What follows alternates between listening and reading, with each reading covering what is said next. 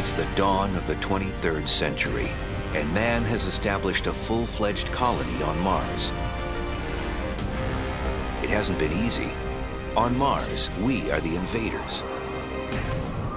And the angry red planet has declared war on us, using its very nature, scorching radiation, razor-thin air, and lethal dust storms. To ensure life here will be a constant struggle. So why bother to live in space at all? Why did these brave pioneers not simply stay huddled together where it is safe on terra firma? We should be at least a two-planet species. In other words, it's simply too dangerous to put all our eggs in one basket. Mars is our closest neighbor. It's the one that's, for better or worse, most similar to our beloved Earth. And it's the one that has the most possibilities.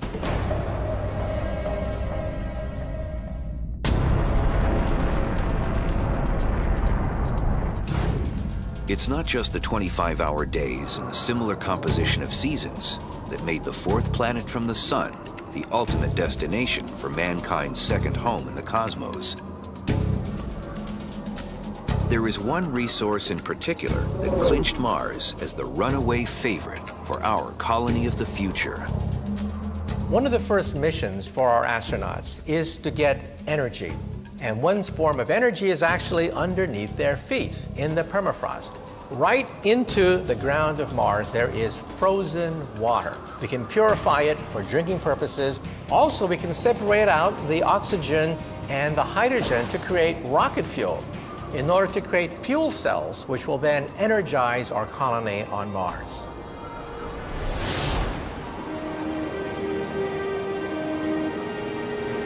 The colony itself is an engineering marvel. While there were a few scenarios considered for constructing a permanent Martian settlement, including an underground habitat, it was the most familiar and time-worn that was chosen for the 23rd century colony. Domes are ideal structures for extreme environments, say the desert or particularly Mars. And the reason is the dome creates the largest environment in enclosed space for the minimum amount of structure and mass, which is very important. Also, they're very, very strong. The base is more like a metropolis, a series of smaller domes rotating out from one central dominant hub, like the spokes on a wagon wheel. I love the idea of one large dome being the central plaza, the central place, the place to be at, surrounded by smaller domes. This high-tech oasis in the middle of the Martian desert is built like a fortress. The material we use has to be able to withstand the cold and also the radiation. The surface of Mars gets sterilized, bleached by harsh sunlight because Mars has no protective ozone layer. Certain kinds of fiberglass and plexiglass materials would have to be reinforced. Reinforcement bars placed within the glass in order to get a structure that is structurally strong enough to withstand the enormous strains and plunging temperatures on the red planet.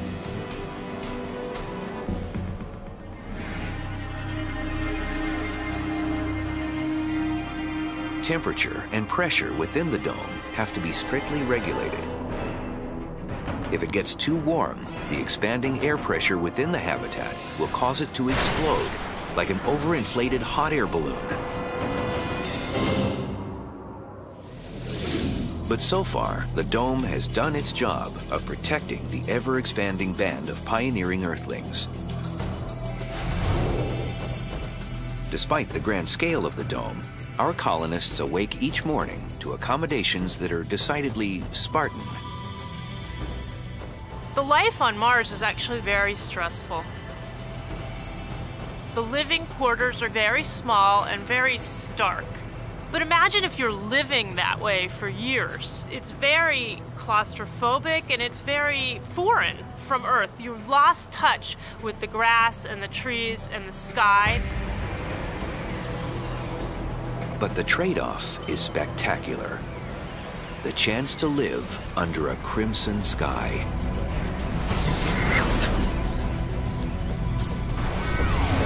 Mars is about 1.5 astronomical units out from the sun. The Earth is 1, so it's half again as far. It's dimmer when you get there. And the sky on Mars is not so blue, it's red, because all of this oxidized dust that's aloft and these winds blowing all the time.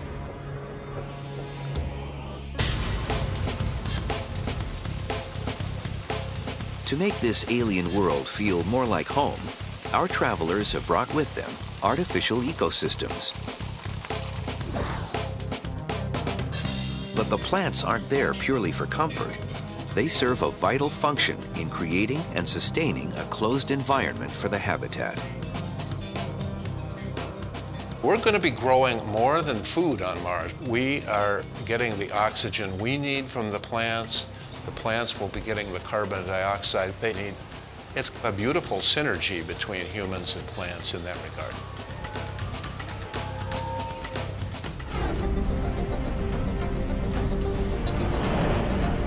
That symbiotic relationship is reflected in every aspect of life on Mars. Like an aquarium on Earth, every resource is recycled, nothing is wasted. We can think of an aquarium with fish and algae growing in it. And if you could seal that off, you could get a nice food waste cycle, converting wastes to renewable resources. That's what carbon dioxide and oxygen are. And also the nutrition. The fish eat the algae, they excrete solid wastes, and these degrade from bacteria in the water, and those become nutrients for the algae to take up again. Unlike an aquarium, we're not going to be able to keep importing fresh supplies of seawater, fresh supplies of air. Our space-dwelling descendants are going to have mastered the art of self-contained environments, ecological life support cycles that recycle all the water, recycle all the air. If they do it well, they should be just as happy as the fish in a tank.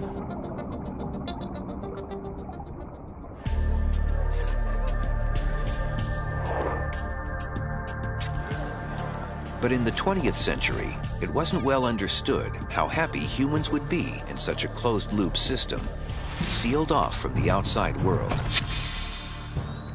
The concept was put to the test in the desert outside of Tucson, Arizona, in a facility called Biosphere 2. Its original purpose, among other things, was as a trial run for a self-sustaining colony on another planet. Biosphere 2 is a large, environmentally controlled facility that can be completely closed and sealed from the outside environment. And the inside environment can be completely manipulated so that different climate regimes and different biomes can be controlled within the facility.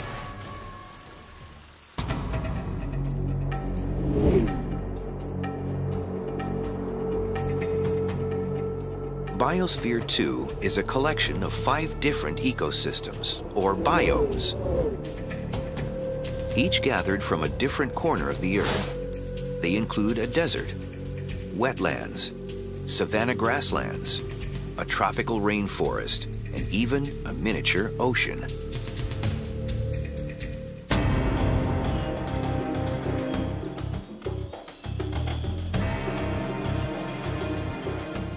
This ambitious project was put to the test with its first sealed mission in 1991, but it soon ran into serious problems.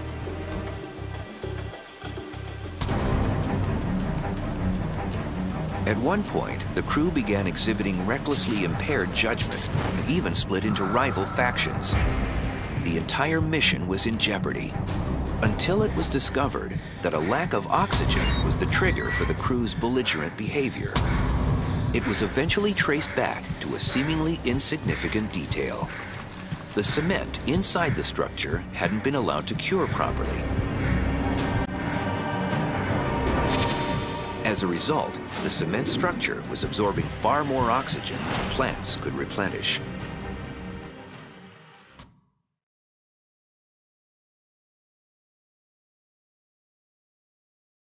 This drawdown of breathable air reached levels equivalent to those found at an altitude of 18,000 feet. Similar effects are endured by mountain climbers at lethal heights.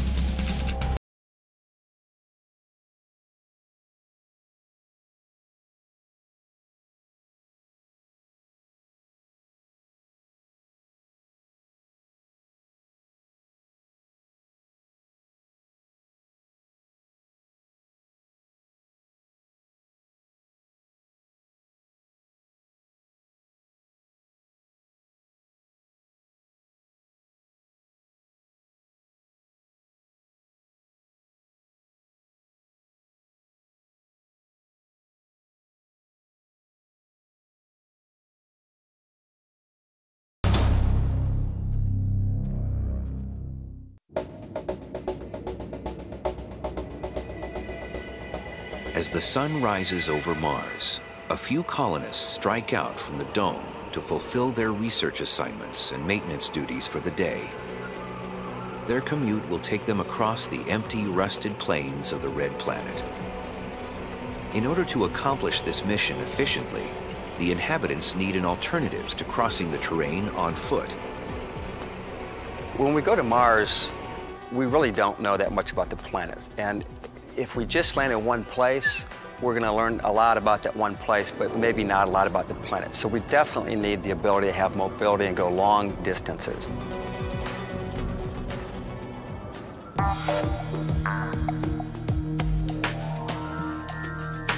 The rover, used for this purpose on the Apollo moon mission, was a convertible, essentially just an amped-up dune buggy. The lunar rover served its purpose beautifully. It allowed the two human explorers to not get too fatigued walking around, but instead allowed them to rove around the lunar surface and explore out to a greater range. But at the same time, this was clearly a short-range, short-duration mission solution.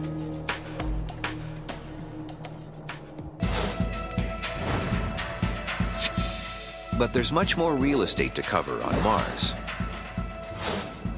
Meet the Chariot, the most advanced model to emerge from the minds of NASA's 21st century engineers. In addition to the gold plating and Jules Verne look, this space truck has some features that streamline the cruising experience in outer space. Each one of the wheels can rotate 360 degrees, so we can actually drive it perfectly sideways or forward or in any direction.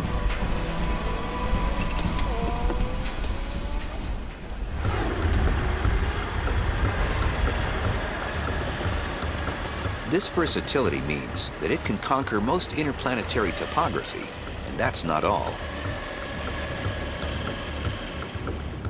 Spacesuits don't bend very well in the middle, so even though we think of seats as the obvious way to ride a car around town, it really doesn't make sense. So we built this upright interface.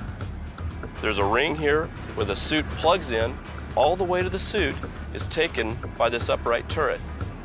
This is the only way to ride on another planet.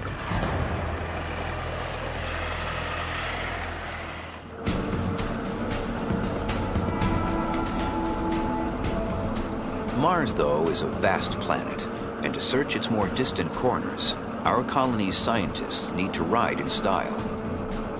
They prefer to work in jumpsuits rather than having to remain in an unwieldy spacesuit for hours on end. This is only possible if they can maintain an environment with atmospheric pressure akin to that found on the homeworld, Earth. That's where the small pressurized rover comes in. I would call it sort of a combination of a spacesuit and a sports car. It's a sporty rover, it's got great maneuverability.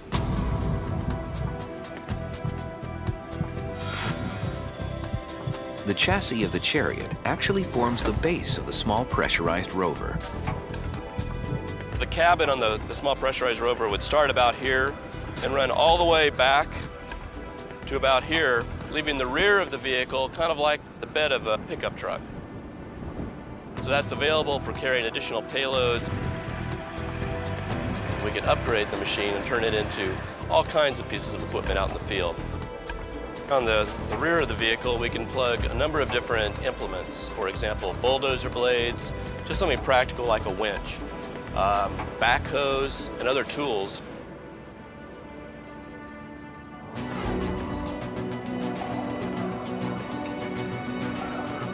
The Small Pressurized Rover, or SPR, is only slightly bigger than the Apollo rover and has a top speed of about 6 miles per hour. The SPR can be deployed for missions lasting from 3 days up to 2 weeks and covering distances of over 500 miles.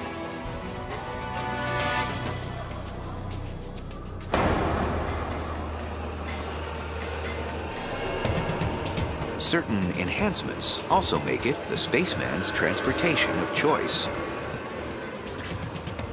A pair of spacesuits hangs on the exterior of the Small Pressurized Rover. The passengers in the pressurized interior of the vehicle can enter the suits through a rear hatch and be walking along the planetary surface in as little as 10 minutes.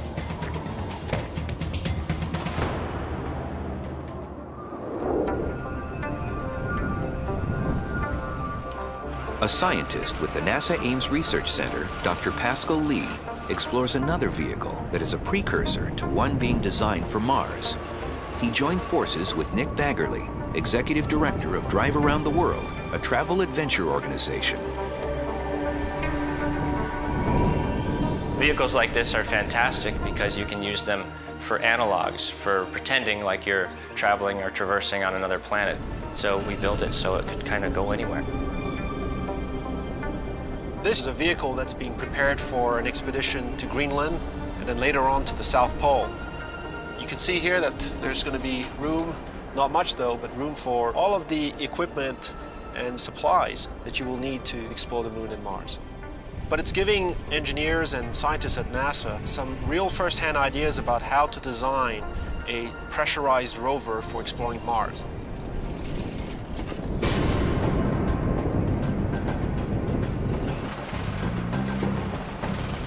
This robustly designed vehicle has a unique set of wheels. The tracks use this set of road wheels, but this round hamster wheel is what actually drives the track. It spins around, connected to the spindle of the vehicle, and pushes on these rubber lugs to propel the track. Each one measures 3 feet long by 16 inches wide, which is over 500 square inches of rubber on the road. Because each track has a built-in suspension system, it can actually articulate and follow the curve of the terrain that it's on. So this entire apparatus can pivot. So if you're going over a boulder, the track will actually get up underneath the boulder and then just crawl up and over it.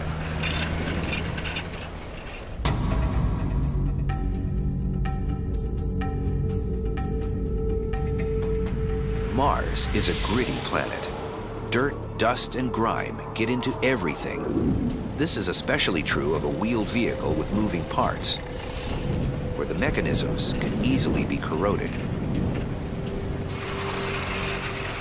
The danger is having a track over-rotate. And when it does, you have a field repair situation on your hands.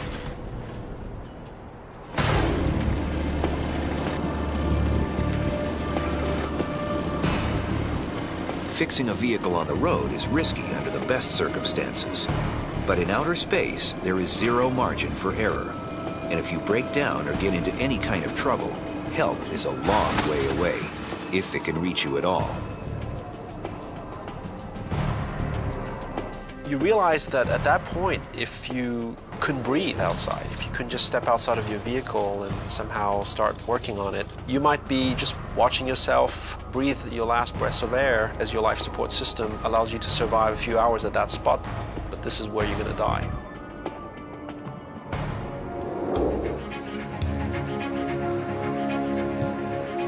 Fortunately, NASA has a contingency plan in mind. One of the nice advantages of the small pressurized rovers is that because they're relatively small and light, we can actually launch 2 So we operate with a system of two together, sort of like a buddy system where there's two astronauts in each rover and they go out long ranges. And if one of them should break down, then all four astronauts can get in the other one and come home.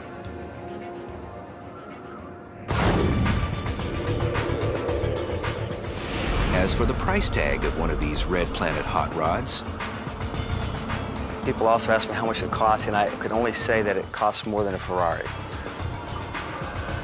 colonists are not only racing the Martian landscape in style, they'll be sporting a cutting-edge design in space outerwear that looks remarkably like a superhero's.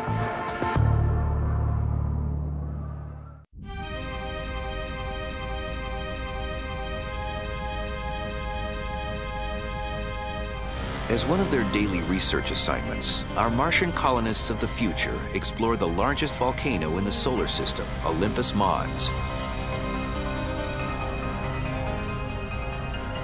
But even while performing routine chores, Mars is waiting to ambush and kill any intruder. Layers of protection are a constant requirement for Earthlings. When not in the safety of the dome, colonists must be in a pressurized rover or in the crushing confines of their spacesuits.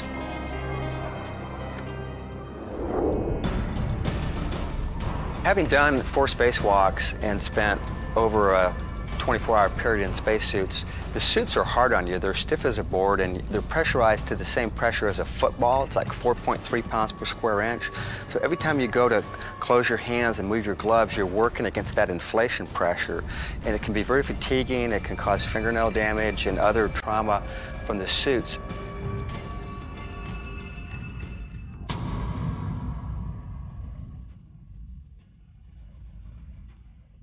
A spacesuit must defend the fragile human inside from the numerous threats of outer space. We need to pressurize them, we need to give them oxygen, we want to control for temperature and humidity. So we do all of that within a spacesuit design.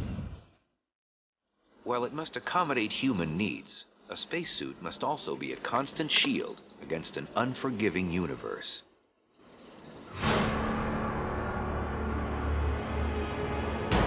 One lethal weapon in Mars' arsenal is a commonly occurring micrometeor shower, emitting tiny meteors, any one of which is enough to puncture a suit, leading to a gruesome death. Insulation with layers of neoprene and Kevlar is critical to keeping the astronauts safe from every encounter with a treacherous planet.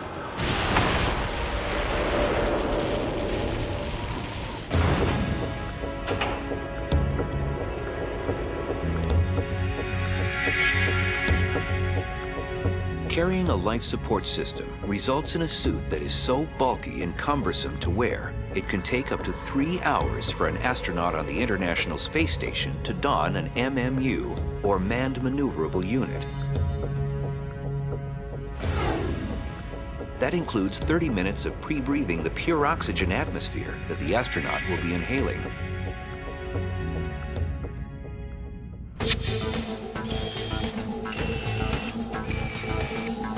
But at MIT, scientists are using robotics to help create a new, more streamlined spacesuit, straight out of the pages of a comic book.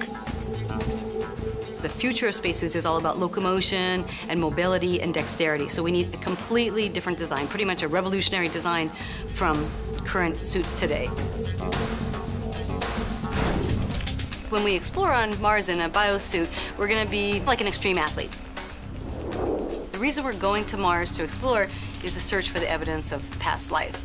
So on Mars, we need to bend down and look for fossils, look for life. So the primary design principle of the biosuit is to afford the astronauts maximum mobility while maintaining the minimum energy consumption. This is just a mechanical system, but imagine that this wire was made out of a shape memory alloy. So you can see, as I twist this up, the wire comes in and it tightens up the suit around me. What that means is we're applying the pressure directly to the skin. That's also why we call it a second skin suit.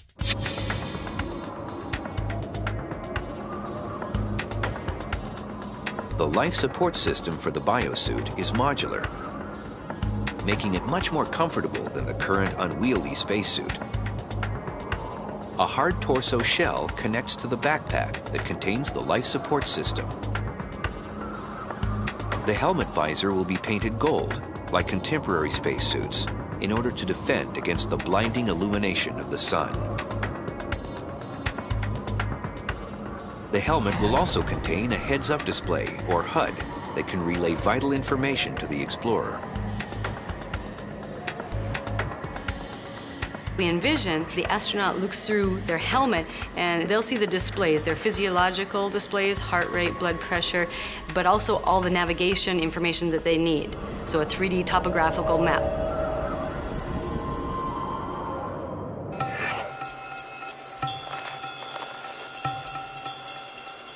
Normally, designers only worry about spacesuits being safe and functional. But the biosuit inventors also wanted to make sure that their creation was aesthetically pleasing. We hope that the biosuit looks really beautiful and wonderful. It wasn't intentionally made to look like a Spider-Man suit. The biosuit is just one futuristic technology that may someday make an appearance in the Martian colony. But no matter what spacesuit you're wearing, a stroll on Mars will never be a walk in the park. Martian colonists may dress like superheroes, but they aren't all powerful. Sometimes they need to rely on a robotic sidekick, the Robonaut. Robonaut is a robotic astronaut assistant. In this particular case, it has an all-terrain type rover for a lower body. It's our interpretation of the ancient Greek myths of a horse with a human body on top. The Robonaut project fuses human ingenuity with mechanical muscle through its telepresence operating system. You can think of it as a very advanced puppeteer mode, where you put on a set of virtual reality gear and then control the robot directly. His motions get translated into robot motions. A LCD helmet with 2 screens mapped directly to the 2 cameras in the robot's head. And in that mode, we can perform a lot of tasks in a very natural way.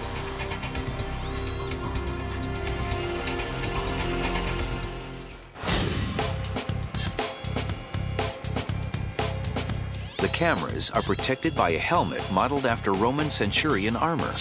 The robot can also operate in an autonomous mode, where it employs its own artificial intelligence to carry out pre-programmed assignments. Since it will be blazing trails where people dread to set foot, Robonaut's size and shape are crucial. Robonaut is designed to help humans do human tasks. So the human form is a natural way to achieve that goal. If you want to be able to work with the same tools, work in the same environment, having roughly the same size appendages certainly helps. One example of this is using Robonaut to take over the more routine tasks inherent to running the colony. The best role to give robots is to have robots cover what is either too dangerous for humans to do or things that are simply better done by robots.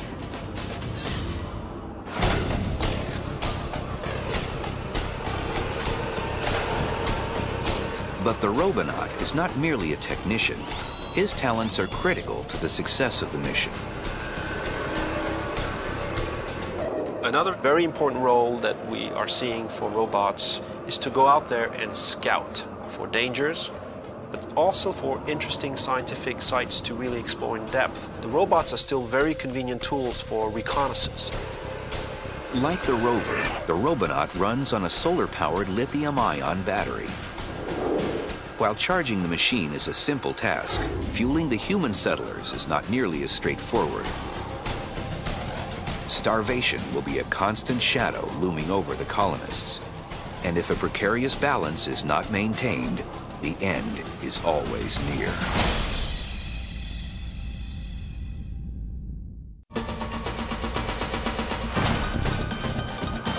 For our fearless Mars colonists of the future, satisfying even the most primal needs proves to be a daunting hardship. take what may be the most basic need of all, food.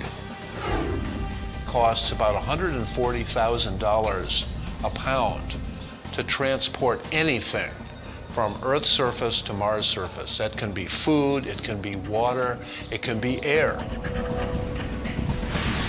So, given the prohibitive cost of importing several tons of prepackaged food, every Martian pioneer is also a little bit of a farmer.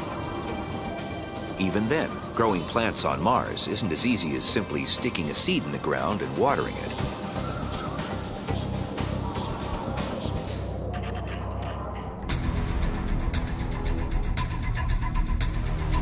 The Martian soil, or regolith, is an inconsistent resource. Even a minute trace of toxic material can spell instant death to the crops and doom for the colony. They cannot rely on Mars soil to nurture plants from Earth. On Earth, there are a couple of different ways that we grow plants. We grow them outside in the open field. We also grow them in a greenhouse. This is what greenhouses are like on Earth. They're located on the surface of the ground. They use natural solar radiation, and they operate year-round without danger from meteorites or ionizing radiation from space.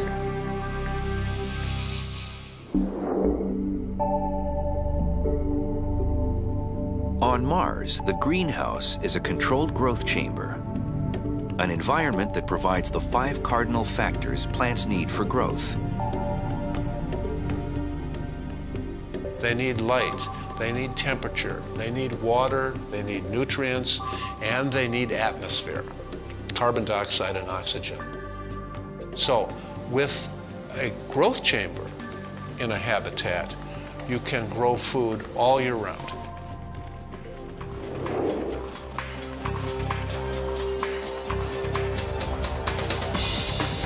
For the most part, they are grown hydroponically, a term that literally means water culture. Plants grown hydroponically are grown without soil in a nutrient bath suspended in water.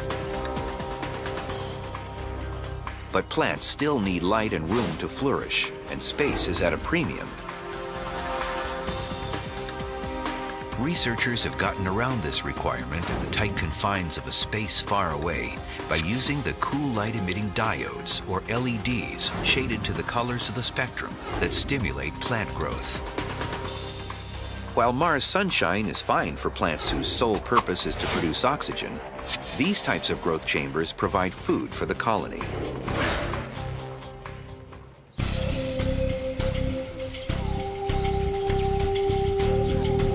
Another concern to plague the colonists. On Earth, insects pollinate plants. Does that mean that we'll be taking bugs with us into space? It's actually really difficult for bees to navigate under conditions that are not found on Earth because they use the UV light from the sun to navigate, and they use a lot of other cues. And we wouldn't have those same cues on Mars or in a space colony. A little invention works wonders. We have these vibrating wands that will act like artificial bees, or using air movement, like a fan that's blowing the pollen around from one flower to another. We think, though, that the astronauts or the colonists of another planet are actually going to really enjoy tending the plants.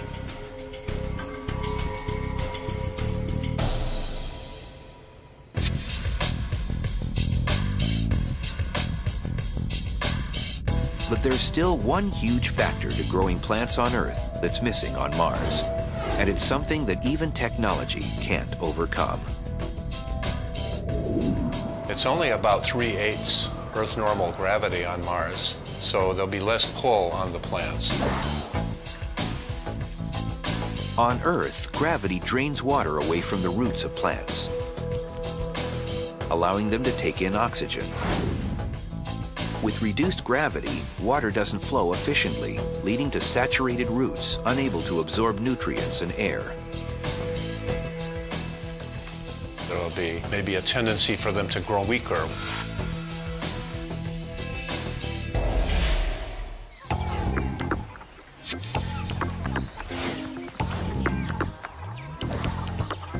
Exactly what kind of food are our space farmers growing? Potatoes and lettuce, to name just a few. Given all of these ingredients, here's what's on the typical menu for a Martian diner. For breakfast, it's scrambled eggs and hash browns. Lunch is a sandwich, tempeh made from soy or portobello mushrooms, with a side of strawberries. Pasta with marinara sauce for dinner, salad, and sweet potato pie for dessert. This is a strictly vegetarian diet, so the carnivores in the crew are out of luck. Even though you could probably produce meat from various types of animal sources, I have a feeling the astronauts would get so attached to them they wouldn't want to eat them after they grew them. Keeping the crew healthy and strong is essential when just a routine day's work requires a superhuman effort. Like harvesting an interplanetary jackpot that lies just beyond the Martian horizon.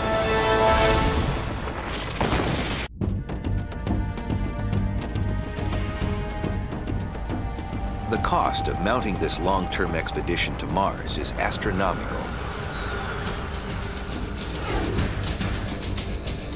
But the biggest payoff may actually be beyond Mars, where there's a cornucopia of extremely valuable untapped resources, floating beyond the red planet. The largest source of meteorites on the planet Earth come from the asteroid belt. And we find that roughly 85% of them are mainly made out of silicon, similar to the surface of the Earth, but also 5% or so have iron in them. We could use that iron in order to create steel, in order to create structures and buildings and cities and even a civilization.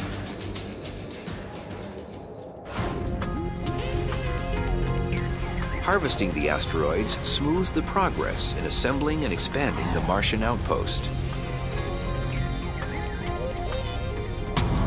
Constructing new facilities and spacecraft, as well as maintaining and updating the older ones, is accomplished utilizing the raw ores refined and processed from the belt.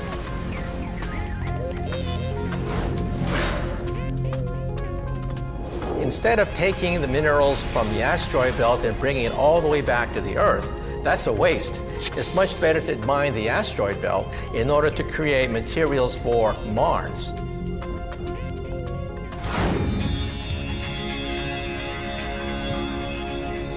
But there's also another reason to grind up these deep space boulders.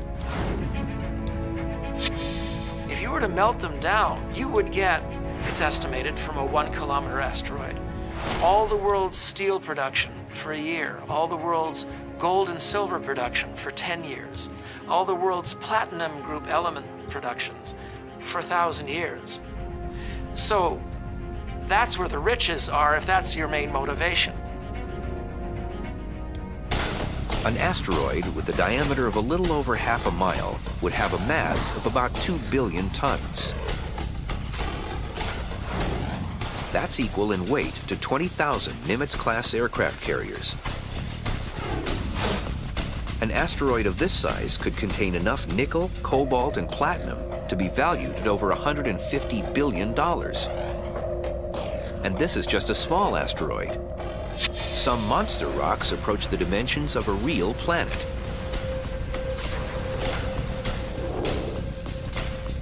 Mining an asteroid is something that we've never done before. However, perhaps there are ways in which to dig into the asteroid's soil, which we don't think is going to be that hard. One way is laser beams. We can use high technology to create laser beams that'll slice right through the asteroid material.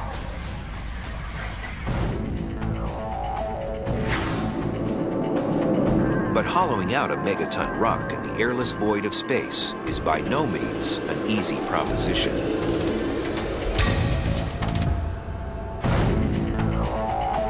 Radiation in the asteroid belt is quite harsh, especially because Jupiter itself releases an enormous amount of radiation.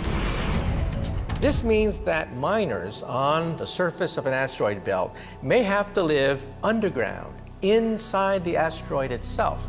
That would give them some protection from the radiation from the sun, radiation from Jupiter, and radiation from outer space by living inside the asteroid itself. Maybe this is a job better left to men of iron. Because the asteroid belt is so distant, perhaps 300 million miles away, we may have to use robots. Robots are going to be relatively cheap. They don't require life support, and they don't have to come back.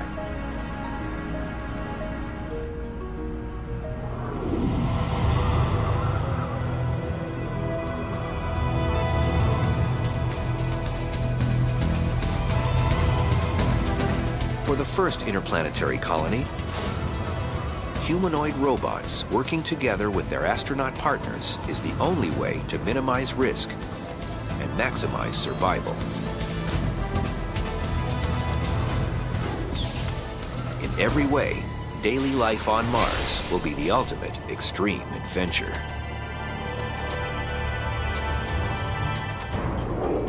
You get up in the morning, you've had an hour extra sleep, you bound out of bed because there's half the gravity.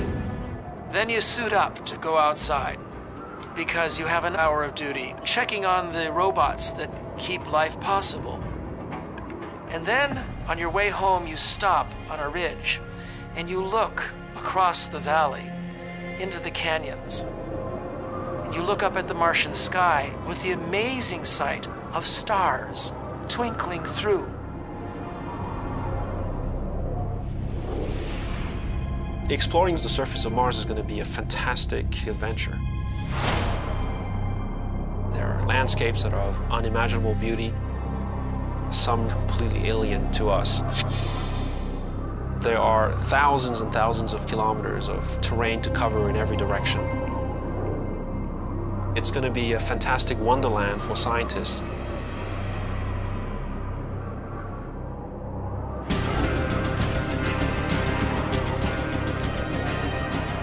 This view of a working colony on Mars is, for now, fiction. Informed by the best of 21st century science. But in all likelihood, one day, in domed cities, entrenched in alien soil, rather than being little green men, our celestial neighbors will be us.